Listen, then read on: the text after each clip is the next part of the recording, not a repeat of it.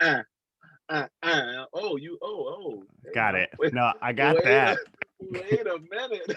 That shit is on the shit. All right, I am recording my audio now as Are well. we doing the clap or are we just getting into it? You can do the. We don't have to do the clap, honestly.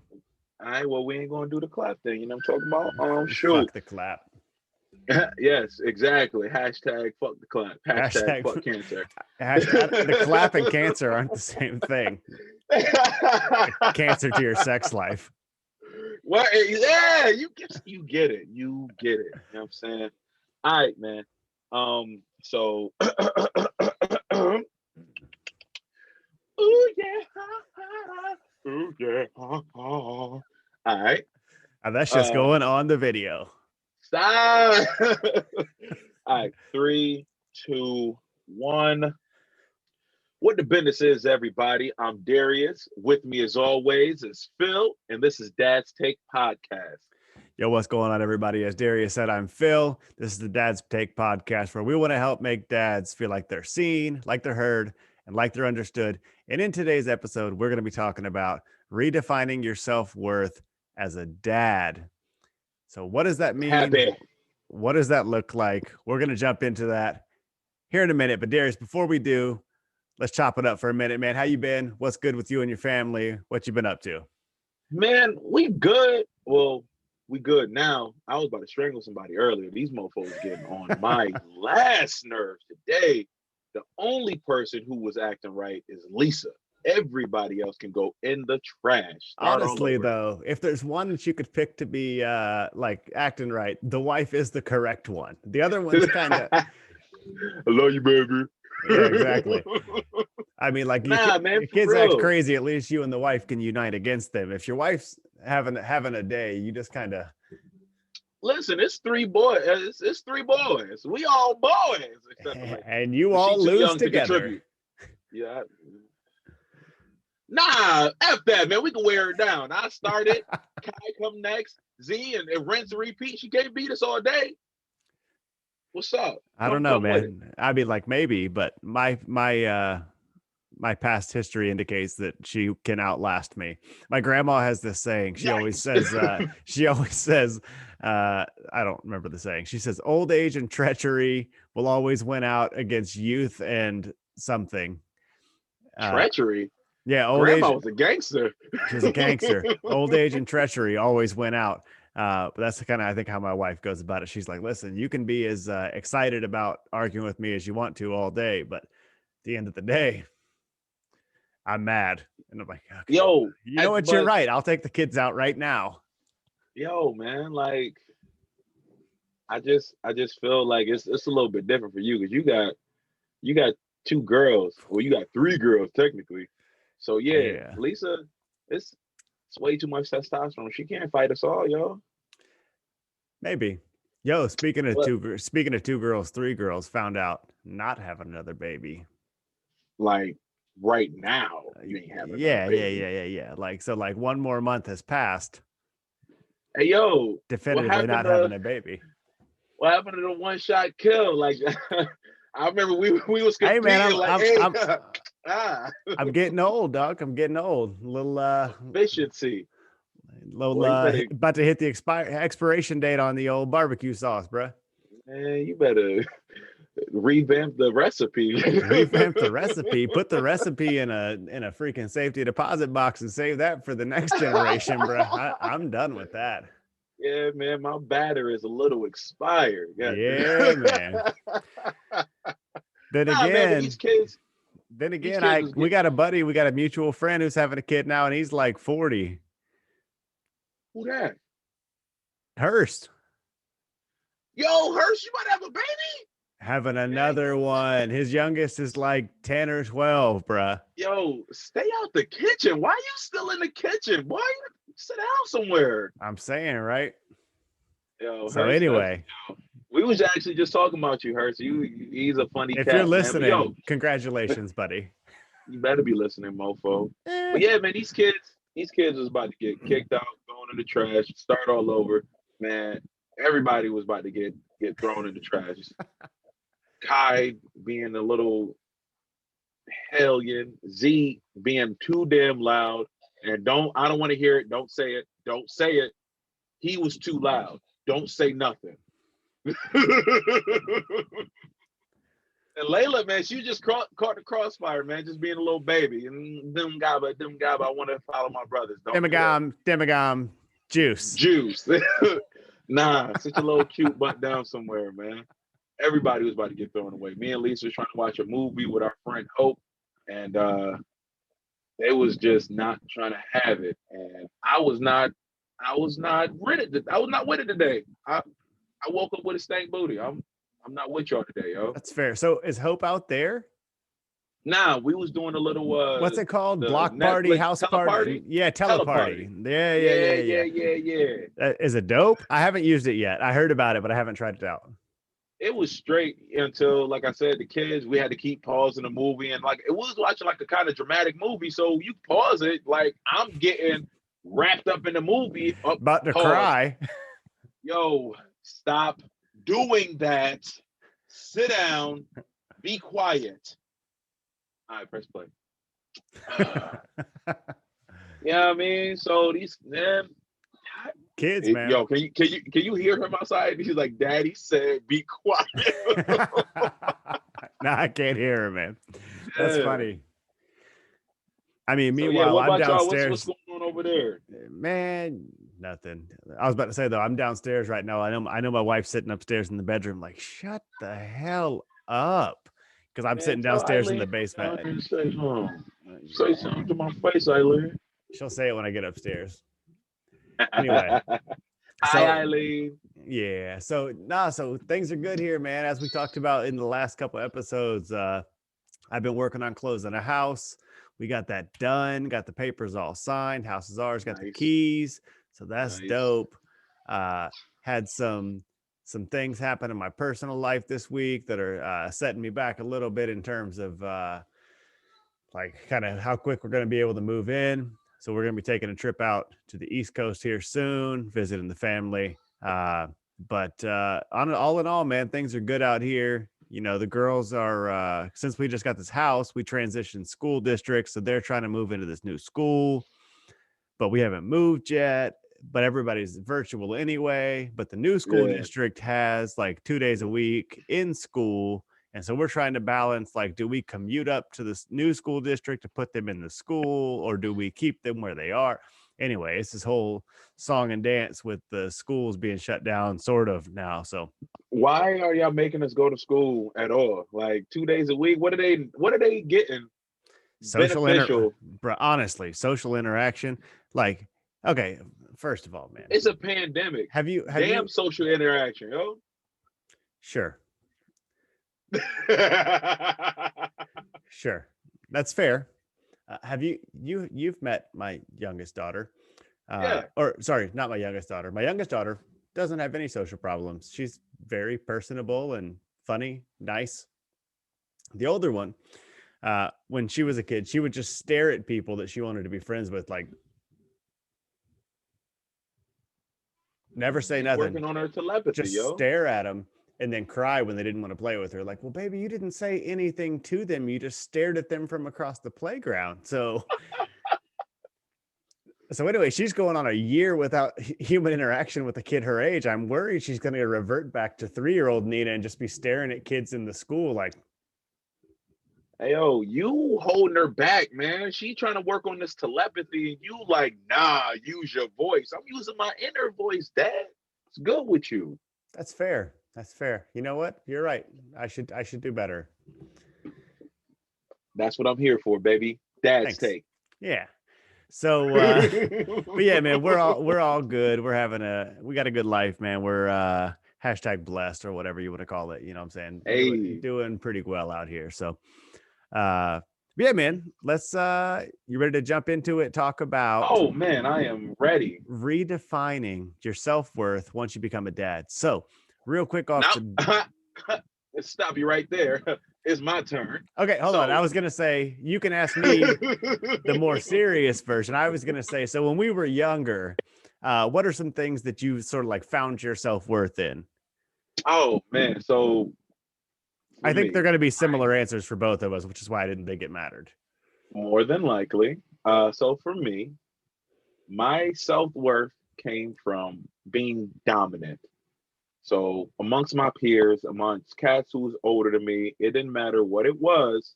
I need to win. Winning was where my self-worth was derived from. So Yeah, if we lifting, I need to outlift you. If we running, I need to outrun you. If we are doing whatever, I need to do it better or more intensely than you can do it. sure. And then after that, it was girls. So That's that's that's fair. So my version of that is it's kind of similar, honestly. It's but it's not. So here's the thing, man. I found the self worth in like the dumbest things. Like I found self worth in athletic endeavors, but I was never like an elite athlete. Like I was at no point was I like go into the league, baby. That never happened. I had no point did I think that was going to happen. Um, and so I was I was moderately smart, I guess. But I communicated pretty well. And so I always found my self worth in like making people like me in a way.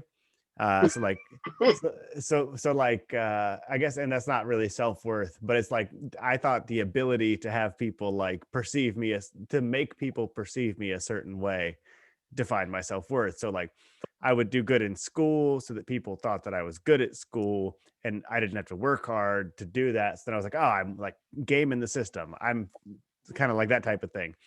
So like it's dominance, but it's not an athletic dominance. I was just like, I was winning school. Everything was about winning. Everything like still to this day, Eileen's like, yo, why do you argue all the time? And I'm like, because I want to win arguments. yeah, Like I don't argue because I have like a strong feeling one way or the other. I like winning this argument. And she doesn't love that for what it's worth. She actually I hates can it only imagine. more than anything. She's like, you just argue for the sake of winning an argument. Yes, that's Yes, correct. very much, very much 100%. so. And then girls, of course. All right, man. So if that's the case, what has changed? How do you find your value now? What do you find valuable in your life experience now? So I'm gonna be real, man. It's tough. It was tough, especially when I first got married and first had kids, because my wife is way, way, way, way, way better at being a parent than I was. And we actually want to do a whole episode on that in the future, where we hopefully bring in like somebody who's really smart, like a psychologist or something like that, who can talk about like the whys women feel more connected to their kids than dads do in some cases. But that's not for this episode. But in any case, I didn't like I wasn't a good dad out the gate. And so I didn't like feel like I was contributing much to my family other than like working. I worked, I brought in half the money. Then my wife got out of the military and then I was providing all the money. And I was like, oh, yeah, well, this is like what my worth is. I'm worth the amount of dollars I make a year. And then I got out of the military and I was making no dollars because I thought I had a job and I didn't. And that was kind of when Mm, I had to go like, I'm currently worth zero because I'm making $0. Uh, yikes. yeah, that was a moment where I had to be like, no, there's got to be something I'm contributing, right? Like I got to be contributing something other than, however many dollars a year. And it took some self-reflection to be like, okay, what is it that I'm actually contributing to my kids' lives? What is it that makes me valuable that I can see myself as valuable for? Because like at some level you don't ever think about it, like how you find your self-worth. So in any case, I had to do some self-reflection there and figure out what it is that I thought made me valuable, basically. Um, that is to say, I think the thing that I provide to my family is I work really hard. I'm not the smartest. I'm not highly educated, anything like this, but I think my kids get to see me working hard. That provides value to our family. So that brings me worth in my own eyes, whether like my kids care, they don't care what I do at all. They actually don't care about anything other than like what toy they get for Christmas or something. But it brings me self-worth. That's the nature of self-worth, is that it makes you feel like it's valuable. So like I work hard, my kids get to see me work hard. That's valuable to me. I am like a SME of sorts, like a subject matter expert on the things that I do at work. And so I come home and I talk to my wife about like, oh, I did this, and then so and so didn't know, and so I had to explain this thing. And my wife's like, shut the hell up, I don't care. She didn't say that because she knows that I'm like into it. You know how it is. You talk to your wife about shop stuff and she's like, cool. Yeah, totally. And my wife gets it in a way because she knows some coding stuff, and like same thing, like Lisa was in the military. So like she gets it kind of, but like doesn't actually care type thing. Right. So anyway, so like I get to be like an expert on a thing that I used to know nothing about. And we can talk about that in a second after we get to sort of like the intro to your thing. But that's it basically. It's like I provide my kids the opportunity to like have someone to look up to, someone that they can like appreciate their work ethic, and really like value a man who works hard. And that makes me feel valuable because I'm providing that for my kids. Nice. I like that. I like that. Yeah, that's a very long-winded answer with no interruptions from my co-host here. But Yeah, man. hey, look, What about to let you get it? Listen, we said this in the intro, or we said this in the description. Here's the thing, man. This is life advice, thinly hidden or hidden behind thinly veiled comedy. We're actually not here to be a comedy show. We're trying to give real life shit here. So that's what we're trying to do. You know what I'm saying? Talk about what's real. So what about you, man? Like we talked about when you were young, you were, all about the ladies, all about dominating dudes in sports, all about outlifting dudes. But like, so now, you know what I'm saying? We got a birthday coming up. Actually, we will have both just turned 32 when this podcast airs. Hey, man. Hey, I'm yeah, 29. Man. I am 29. Right. We'll have both turned 29 again or something. 29 wasn't even my best year, man. Damn. If we're going to go with the year, then let's pick the best year. But anyway, we will have both just turned 32 when this podcast airs. And so now you're 32, obviously not the, I'm not like bashing you here, bruh.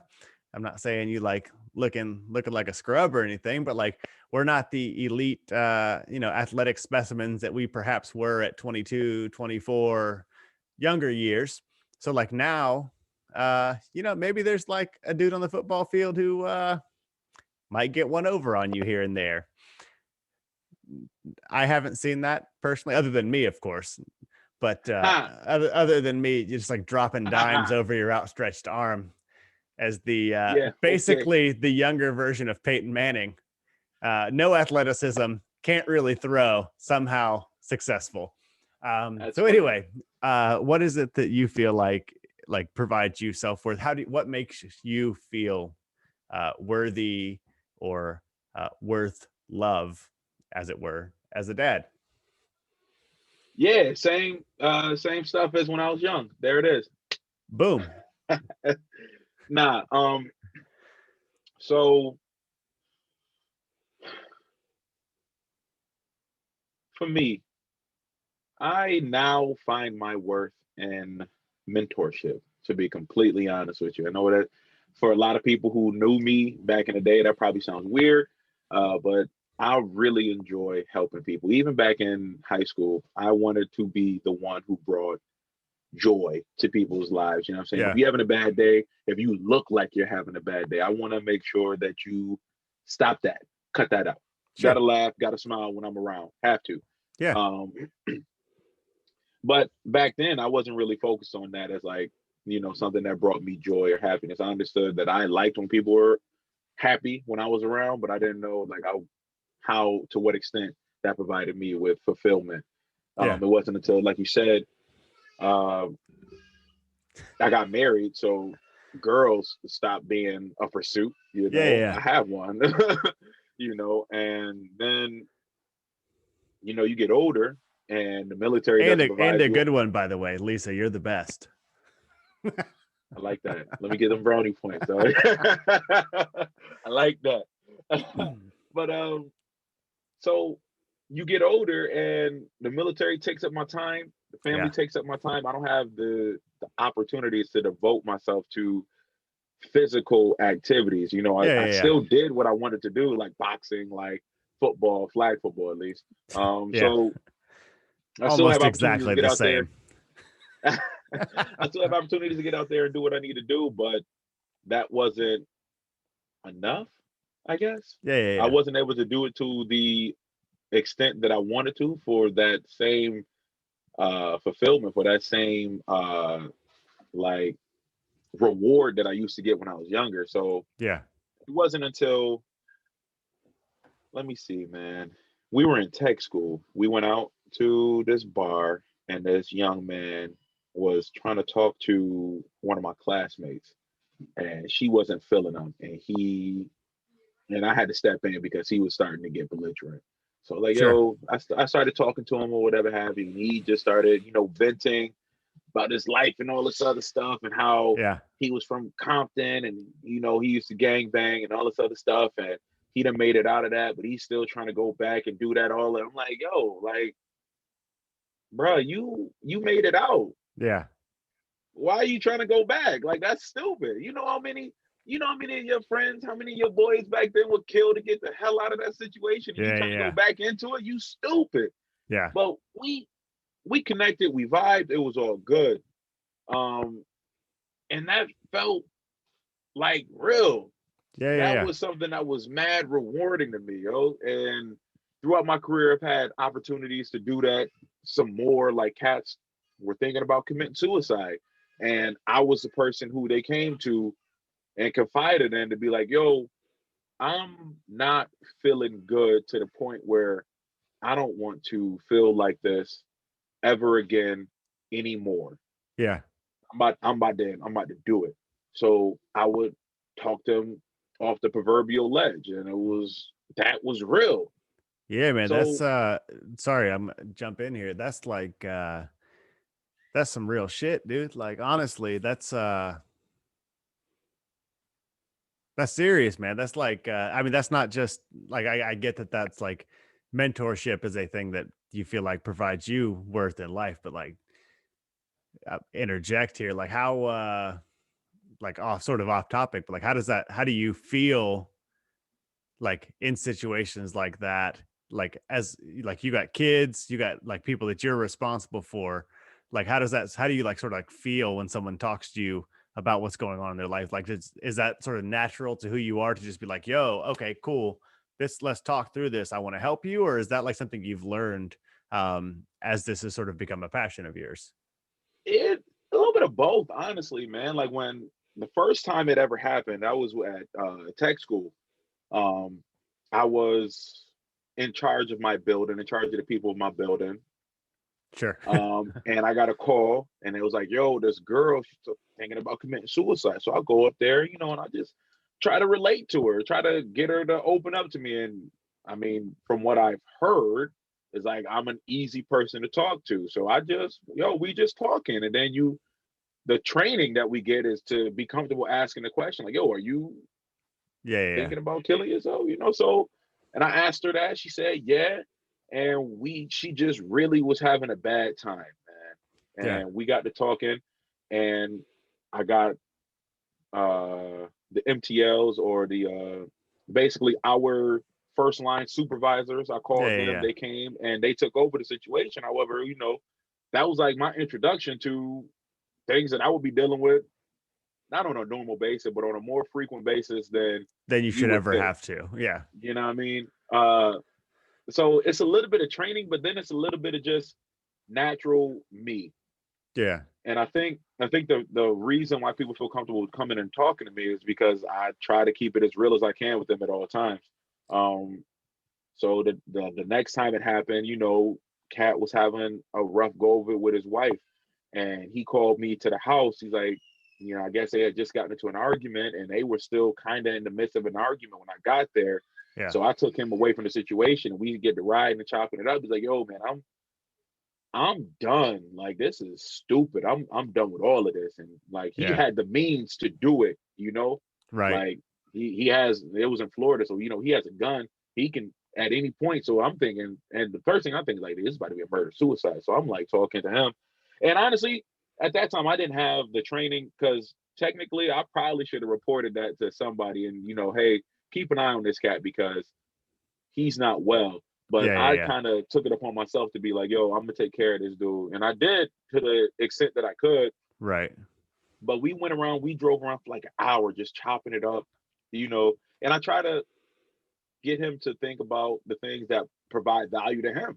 What make because in these two situations, I've never had a situation where I was dealing with extreme like clinical depression or somebody who is in like chronic constant pain where like people may disagree with this, but like suicide is like their best option. Like Yeah. No, some people.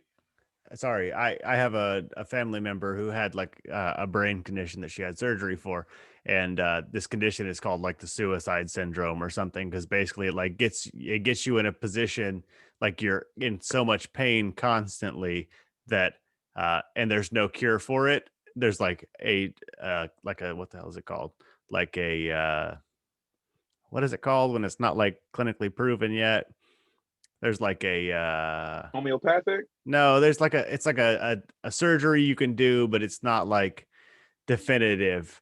Anyway, there's a surgery that she could do, and it's like a brain surgery, and they like take out a nerve or something. Anyway, but like yeah, so like that type of thing is like there's some situations where your body can put you in where you're just like, I'm done. Like there is no like way out of this. So I kind of like got us off topic, but since we started talking about this, I wanted to pull it up. If you're listening to this and you are thinking about killing yourself, I wanted to just go ahead and put out the number for the National Suicide Prevention Hotline because we just sort of ended up on this topic. So that number is 800-273-8255. So if you're listening to this and you happen to be having those types of thoughts, give it a number or give that number a call. They'll have somebody there to talk to you. Like it's a permanent decision and you should talk to somebody if you're having any ideations like that. So And honestly, man, we if didn't you mean to go down this path, but honestly, I really didn't. But if you are in the position that I have been put in, and your friends or your family members are feeling like that, please try not to be judgmental. Please listen to what they have to say, and please assist them into making that phone call to get them that professional assistance that yeah, may be necessary. It is not a weak decision to consider taking your own life. Please have an open mind when you're listening to them. Do not judge them because that is a surefire way to make them never want to talk to you about yeah, anything personal to definitely. them again. Um, but yeah, man. So just kind of shifting gears back to where we came from. Um, those situations really resonated with me. Yeah. They made me feel good as a human. And I want to be able to do that on a broader scale. That was the reason why I want to become a counselor, like Yeah. a high school counselor. And Right. the way that I feel like my mentorship could be would be through physical activity. Sure. So I call the weight room my iron sanctuary because that's the place where that's a place where I get my praise and worship on, man. There you We go. go in there, Hallelujah. lift some heavy weights, and honestly, man, it really does something for me. But mentorship is where I get my value from nowadays. Yeah, so this is Whether actually that one of the is whether reasons why we have the show though, right? Like you told me this and then like 2 days later I came back at you and I was like, "Yo, I've been thinking about doing this thing." And like what you said because you told me you were like, "Yo, I feel like my calling, my passion is mentorship." And I was like, "Honestly, man, like I've been thinking about this idea of doing like a podcast type of thing for a little bit." And you said that and I was like, "Boom, this is it." Like cuz like we're both dads, but we're also I both got the job, y'all. he got That was hired. my application. Hired. Yeah. No, but like we're both dads. So like we got a perspective of dads. We're also both men who've like lived lives and like have seen different things, been through different experiences. Like we just stumbled upon like this discussion that we just had where it's like that's not we have had different life experiences. So we just wanted to like we're no experts, but we did want to impart on people like at all. at all, right? Like I don't think that either one of us would be like, oh, we're great dads. Like I do the best that I can, but I don't think I'm a perfect dad. I'm not like always doing things the way that it's supposed to be done. Like sometimes I get mad and I yell at my kids. I'm not perfect by any stretch of the imagination, but like we just want to be real, like tell it how it is, right? And so like when you said like mentorship was your passion, I was like, oh shit, man, we could like build a to like bring it into like a yoga pyramid scheme type term. Like we can build a tribe A of yoga pyramid scheme. I don't know what the hell it How, is, but how it's does like that a work, yo? I'm talking about like it's like everybody's like, oh, it's my tribe type thing. Like we can build Yeah, like a little group, like a group of like-minded, uh, sort of like dads. going towards the same goal of like being the best dad you can be, being the best man you can be, just like dudes that are trying to work towards that same thing. And like, so when you Yeah, said that that was your passion, I was like, boom, this is it. Let's do it.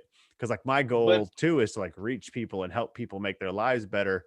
Having, as a younger person, been like a minister and like been in that sort of realm, and I'm sort of out of that realm now, but like that was something that I did when I was very young. And so when you said that, I was like, oh, minister. this is the deal. Oh yeah. Before I joined the Oh, military. Hey, G. After this is over, we about to chop that up. I need to know. How I did you not need know to that? know. Because you don't talk about it. It must be some shame in there somewhere. I need to know. Nah, no shame. It was just a past life. Nah, G, you gonna give me the details. I want that past life BS. We'll, we'll talk about the details. That's fine. But anyway, in a past But life, yeah, that was so my thing like too. honestly, I definitely like this forum because on Facebook, Instagram, Twitter, all of that, everybody loves to give you the best. It's the best Yeah. shot that they took. This is the best experience that they had. No one wants to give you the down and dirty, like, yo, I failed right Yeah. here. Or I just woke up and I'm ugly right now. I ain't got my makeup on. I ain't got my Or hair picked I've been out, up nothing and I like got that. makeup on and I'm still ugly. You know what I'm saying? Nobody wants to give you that ugly view. And I think that's where we're different, man. This where the realness comes in.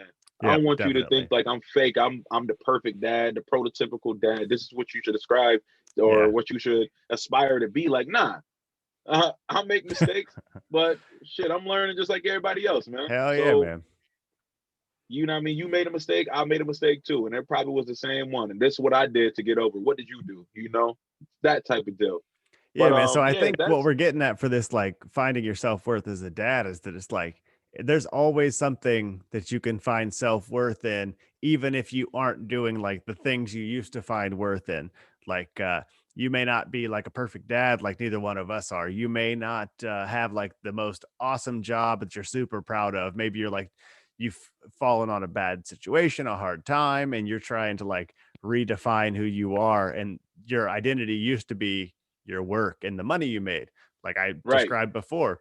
But like there's always something you can do that is worthy, that like makes you worthy of love, or like that makes you valuable to somebody. And so it's just about finding that. And like we're talking about here, it's like, what is that thing? Like, is it mentoring other people and like just being a light for people that need a light in their lives, like Darius is talking about? Is it like showing like my daughters like a man that works hard and puts them first and takes care of them? That like provides value and makes me feel like I'm doing something good. Please, please don't think like this is something that comes overnight either, man. Hell It took me no. years, and a bunch of arguments with my wife too, um, to Always. figure out like, yo, this is something that is meaningful to me. This Definitely. is what my life has become.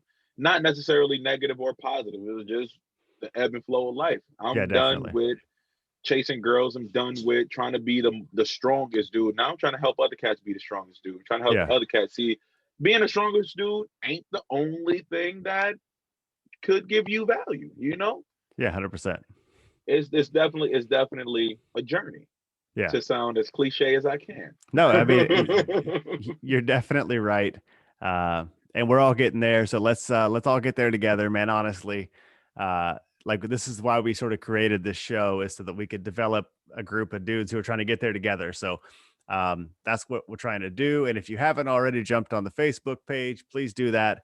Facebook.com/Dads Take Podcast. You can join us there, talk to us there, slide into the DMs. We're also on Instagram at Dads Take Podcast. So hit us up there as well.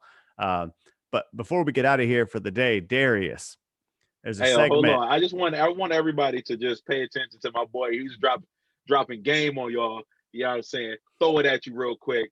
Hey, on Twitter, Instagram, Facebook, Spotify, hit it up, baby.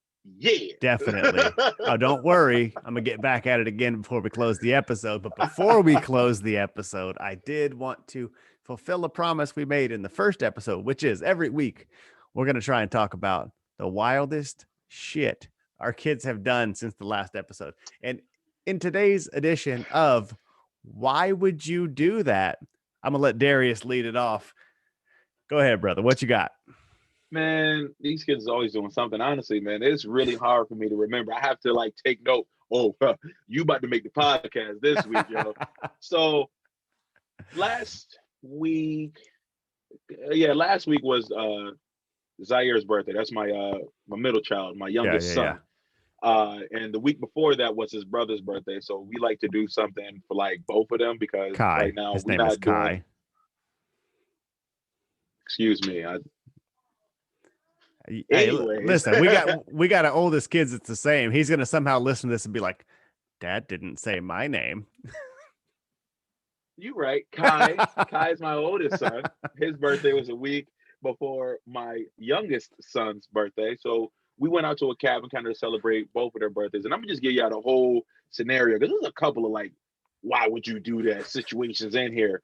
So I'm gonna try to do it as fast as I can, just zoom through this, yo. So we going to this cabin, and unfortunately for us, this cabin is kind of out of the way.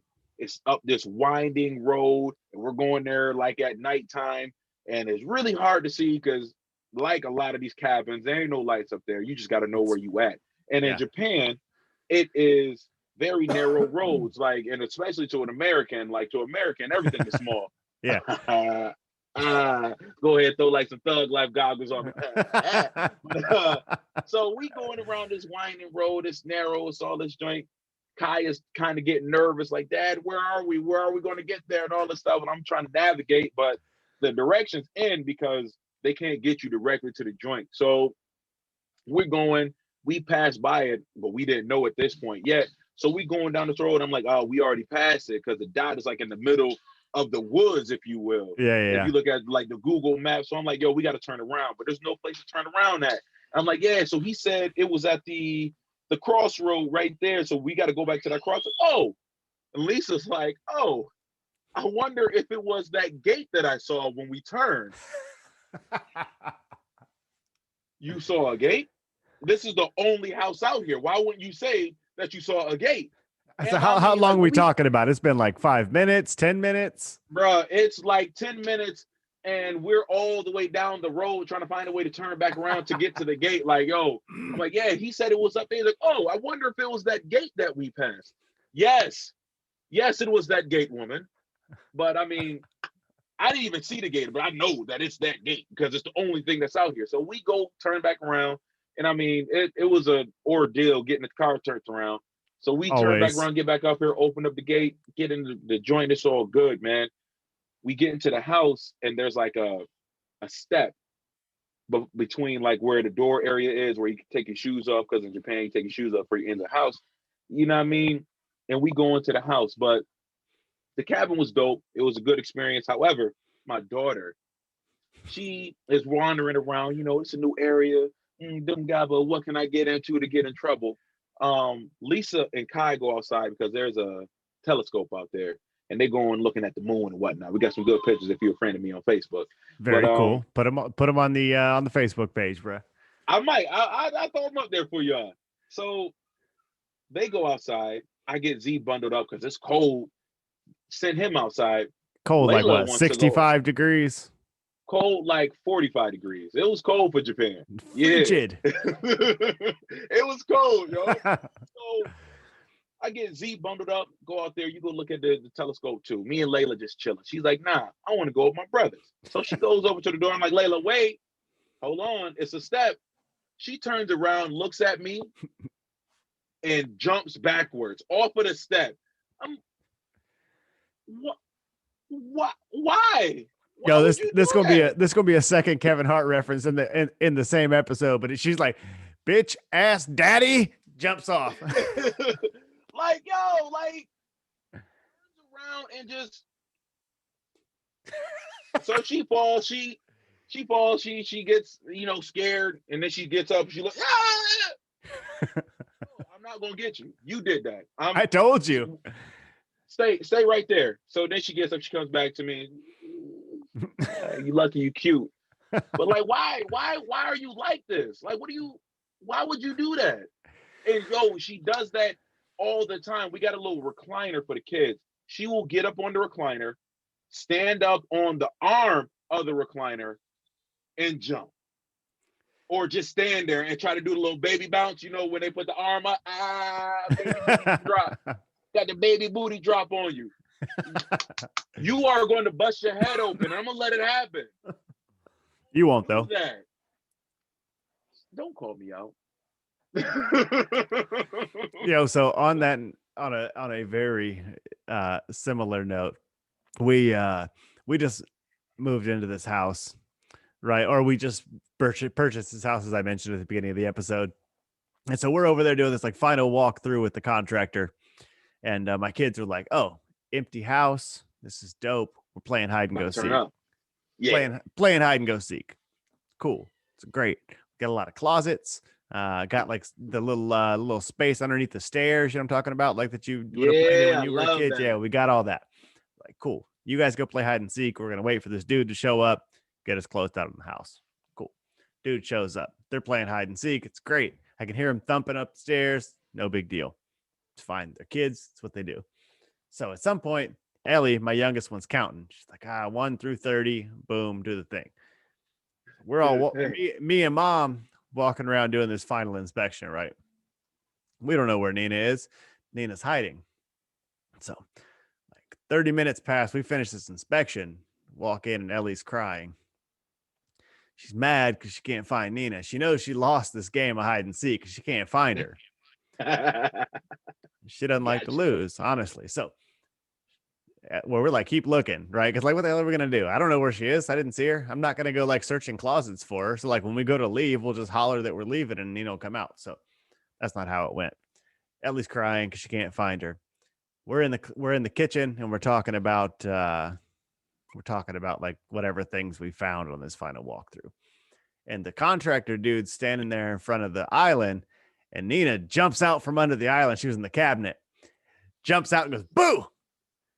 The contractor hits one of these. Like for real? He was for real scared? Yeah, she'd been in there for like 40 minutes. He had no idea she was there. What are you doing?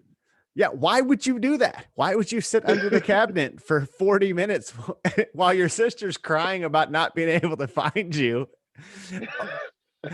Like, I don't understand it. We did the same thing, but it did remind me of when I was a kid, my greatest game of hide and go seek ever. Shout out to my mom. She once stuffed me in the top shelf of the linen closet. We're playing with all these kids she was babysitting, and then put the linens in front of me. It was a wrap. Your mom's a cheater, yo. She was a cheater, honestly. She might Yeah, have been. cheating. But yeah, man, kids are nuts. I do want to go ahead and wrap this one up, man. But before we jump out of here again, if you listen to this whole podcast, I wanted to one more time give the number. If you are having suicidal ideations or if you're having thoughts of suicide, please give the National Suicide Prevention Hotline a call. That's 1-800-273-8255 or 1-800-273-TALK. They got people there you can talk to. If you're having issues, please reach out to that number. Don't feel like you're alone, because you're not. People care and they want you to be alive. So please give that number a call. Please don't just think that it's the people who you can see. I've said, don't just think it's the people that you can see are having a bad day. Check on your strong friends too. Yeah, definitely. Check on your friends that always look like they happy. Yeah, definitely. Check on us. I'd much rather tell you, nah, I'm good, than to, like have somebody that I care about, not say anything and then be gone. Please check on your strong friends, because that is a big thing. People think you're happy, you're doing well in life, that you're just, that is it. It is as you show it to be, and it is not. People got demons that you may not even know are working, man. So Definitely. please check up on your friends, check on your people. Yeah. So that's going to do it for this episode of the Dad's Take podcast. I really appreciate you guys listening. If you haven't already done so, please follow us on YouTube. Please follow us. Go check us out on Facebook, facebook.com/Dad's Take Podcast, Instagram at Dad's Take Podcast, Twitter at Dad's Take Podcast.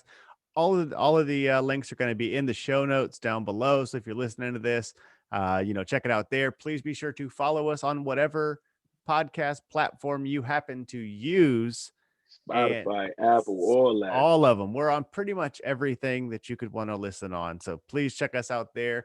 We'll also have a link in the description if you haven't already followed us up on that, to hit us up there. And coming next week, we're going to be potentially trying out a new idea where you guys can give us why would you do that stories, and hopefully we can incorporate those in the show too. We got to get that set up, but that is a goal going forward because we want to hear what you guys have kids doing crazy things. So Darius, you want to wrap it up and let us get out of here, man? Yeah, man. All of that. Yeah, yeah, yeah. Hey, that's it for Dad's Take Podcast. We'll see y'all next time. Peace. Stop recording.